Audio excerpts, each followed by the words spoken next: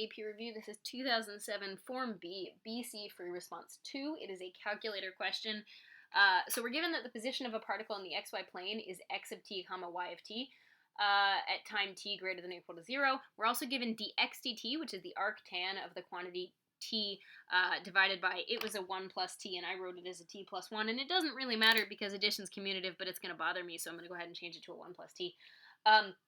And that dy dt is the natural log of the quantity t squared plus 1. We are also given that at t equals 0, the position of the particle is negative 3 comma negative 4, meaning that x of 0 is negative 3 and y of 0 is negative 4. And they do give us the note that arctan means the same thing as tan inverse for when you're putting it in your calculator. So in my calculator, I put in the x1t as my dx/dt, which I noted for my own benefit. The AP does not care about your calculator notation, but you should know what's what in your calculator. So arctan of t divided by, and then in parentheses I need the t plus 1 because of PEMDAS, so those parentheses matter. And then natural log of at squared plus 1. Cool. So part A, find the speed of the object at time t equals 4. So here, you're just expected to know the speed formula and then use your calculator to find it. So the speed, right, at t equals 4 is going to be the square root of x prime of 4, quantity squared, plus y prime of 4, quantity squared, and that's it, right? So, and then I'm going to find an approximate value, and that's what they're going to give me, right? They didn't give me units. When you go to find this in your calculator, right, you can find this value because this is essentially x1t of 4, right, and y1t of 4. So I'm going to show you how to find those in your calculator, right? That's how you'd find those, and then you'd put them squared. So if I want to find them in my calculator, if I go to graph, right, it's graphing now, right, and I'm going to hit trace when it's done. So I'm going to hit trace, and I hit 4. That x and y are the values that I want because, again, even though they're the x and y on this graph, I put in my x and y as the derivatives. So I want these two values. Well, if I quit out of this right now, right, if I quit out, those two values are stored as x and y already. So if I quit out of this, so I do second mode, right, if I wanted to do the square root of alpha x squared, now I can't use this button, I can't use this button because it's t in this mode, so I'm going to have to do alpha x squared plus alpha y squared, right? If I do that, that's going to give me this value, right? But I just need to know how to find those, but they're currently stored as x and y because of that trace. So I'm going to get that this is a 2.912 approximately, and that's it. The AP just wants to see this line. They don't care how you get those numbers, but it's pretty fast to get them on your calculator, and you want to know how. Part B, find the total distance traveled by the object in the interval from 0 to 4. Well, total distance is just the integral of speed when we have it, which means you're integrating exactly what you just wrote except without the 4 plugged in, right?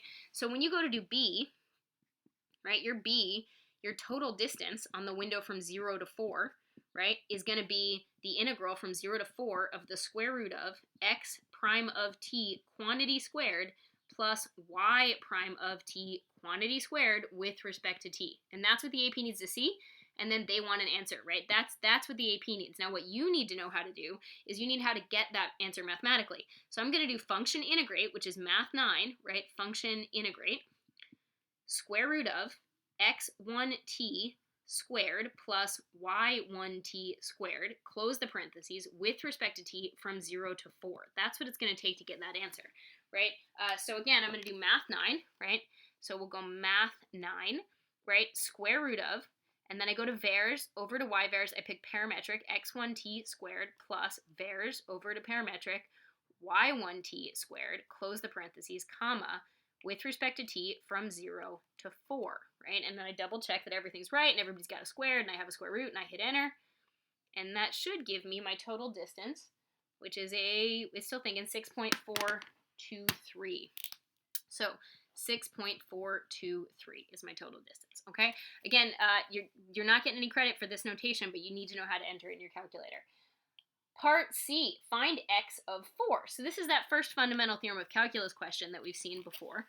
So we know x of 0. So if we integrate dx dt, right, so the first fundamental theorem of calculus says that if you integrate x prime of t with respect to t from 0 to 4, I pick 0 and 4 because x of 4 is what I want, and x of 0 is what I know. I would get x of 4, which is the thing I want, minus x of 0, which is a quantity I know. It's a negative 3. So x of 0 plus this integral should give me x of 4. Well, that's a negative 3 plus something I can type in my calculator, right? This is function integrate x1t with respect to t from 0 to 4. And that's going to give me my answer, right? And this is what the AP wants to see, right? They want to see this line of work and then the answer, and that's it, right? They want to see that you use the first fundamental theorem of calculus. So I'm going to do -3 plus math 9 vars over to parametric, right? x1t comma with respect to x from 0 to 4. Double check that I typed it in right and hit enter, and I get -0.892, which is correct. So -0.892. Okay. Lastly, part D. For t greater than 0, there is a point on the curve where the line tangent to the curve has a slope of 2. At what time t is the object at that point? Find the acceleration vector at this point. Okay, so that's asking us to do a couple things, right? So let's start with some tangent slope stuff. Okay, so slope is always dy dx.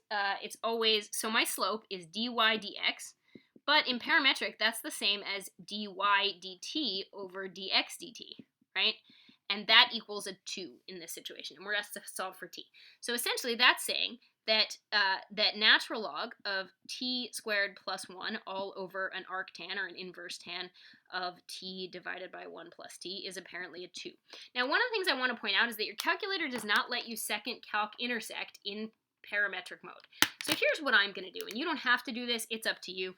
I'm going to multiply this guy over. I'm going to say the natural log of t squared plus 1 equals a 2 times the inverse tangent of this t over 1 plus t. I'm going to go back to function mode, and I'm going to put these in as y1 and y2 in second calc intersect. You certainly don't have to do that, but that's what I'm going to do. So I'm going to go to mode, right? Function mode's the one that does most of the stuff that we're comfortable with. So I'm going to put natural log. Now, when I'm in function mode, I have to use x to stand in for t, but that's fine, right? I'm going to get 2 inverse tangent of this x divided by, in parentheses, 1 plus x. That parenthesis does matter, right? Okay, so notice that I've essentially cheated, and I've gone to function mode, and then I'm going to second calc intersect, right? And when I do, I'm going to second calc intersect, and I'm going to find an x, but my x is actually t, right? So I'm going to second calc intersect, so I'm going to go ahead and hit graph. I know it's somewhere in the window from probably 0 to 4. I know we're only looking at, now there are other intersections here, but I know I'm looking in the positive t's, right? So I don't actually care about anything over here. So you could zoom in if you want. You don't have to, but I know I'm only looking at the positive t's. So I'm going to zoom in a little bit. I don't care about anything that happens before x is 0, because again, x is my t in this situation. So I'm looking for intersections here, and I'm pretty sure that's the one I'm looking for, right? So I'm going to do second calc intersect.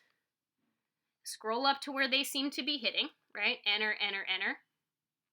And it's going to give a minute. Now that x is the x that I want, okay? So I want, that x is my time. So I'm going to get that this seems to happen when t is approximately 1.357 or 8. Now that's great, okay? That's great, but I'm going to call it something. Like, I'm going to go ahead and write out a few more things, and I'm going to call it a letter. So 576631 ... and I'm going to call that A. All right, I'm going to call that A because A has not been used in that problem yet. So what I'm going to do is, once I'm here, I'm going to quit out, and if I type X, that number is going to come up, and I'm going to store that as alpha A. Okay, so I've called it A, so I can call it A on my AP. Now, maybe I shouldn't have picked A because of the whole acceleration thing, but that's all right. So the first thing I did in part D is find that time, right? So this is the time. That's my first part of part D's answer.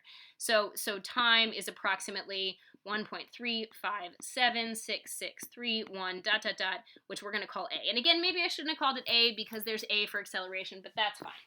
So I then need to know what the acceleration vector is, right? Well, the acceleration at t equals A, right, is just x double prime of A, comma, y double prime of A, right? That's my acceleration vector. So I can find that going back to parametric mode now. So, or I can do it here, it doesn't matter, right? So if I'm in this mode, I could do n derive x1t with respect to t at A, and I could do the same thing, n derive y1t with respect to t at A, and it'll give me a vector that gives me the two things I need, and that's the answer they want. And that's fine. That's one option. The reason I suggested that you might want to go a different route, it's up to you. If you go back to parametric mode, So you could do this just fine in the mode you're in. But if you go back to parametric mode,